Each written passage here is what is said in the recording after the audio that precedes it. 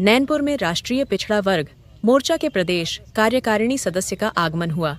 इस अवसर पर उन्होंने नगर के कार्यकर्ताओं से मुलाकात की और संगठन की गतिविधियों की जानकारी साझा की।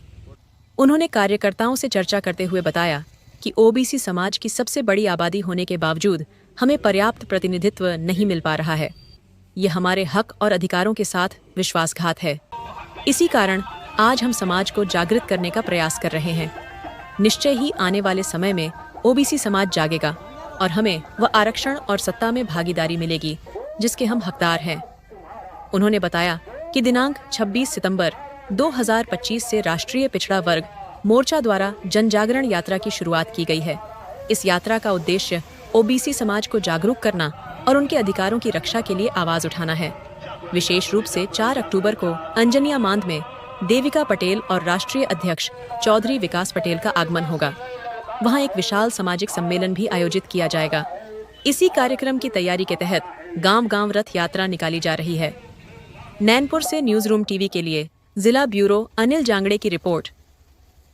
दिनांक 26/9/25 से जो है राष्ट्रीय पिछड़ा वर्ग मोर्चा के द्वारा जो है गांव-गांव पिछड़ा वर्ग को जनजागरण के हिसाब से जो है ये यात्रा निकाली गई है और विशेष रूप से 4 तारीख को अंजनिया मांद में देविका पटेल और हमारे राष्ट्रीय अध्यक्ष चौधरी विकास पटेल का आगमन हो रहा है, जहां पर ओबीसी समाज का जो है सम्मेलन होगा।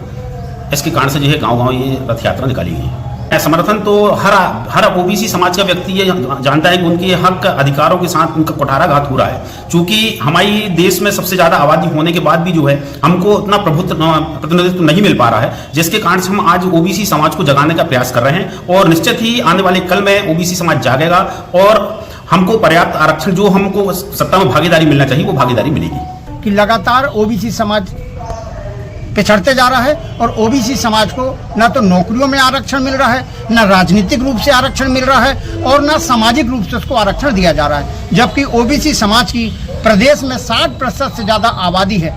इस हिसाब से हम चाहें तो हमें 60% आरक्षण मिलना चाहिए, चाहे वो शिक्षा हो, राजनीतिक क्षेत्र में हो, सामाजिक क्षेत्र में हो। पर हकीकत ये है कि जो कांग्रेस सरकार ने 27% आरक्षण हमें दी थी, उसको भी वर्तमान सरकार ने हमसे छीन ली है और हमें केवल 14% आरक्षण दे रही है। इससे हमारे समाज के जो प्रतिभावान छात्र हैं, जो पढ़ लिख के जिनका कट-ऑफ जनरल से ज़्यादा जाता है, उसके बावजूद उनको 14% आरक्षण के माध्यम से होल्ड कर दिया जाता है और हमारी ओबीसी समाज की जो प्रतिभावान छात्र हैं वो शासकीय सेवा में आने से वंचित हो रहे हैं। सरकार से हमारी केवल एक मांग है कि जब न्यायालय ने बोल चुका है कि ना हाई कोर्ट में ना सुप्रीम कोर्ट में ओबीसी वर्ग में कोई स्टे नहीं है, तो फिर वर्तमान सरकार हमारे बच्चों के भविष्य के साथ कुठाराघात क्यों कर रही है।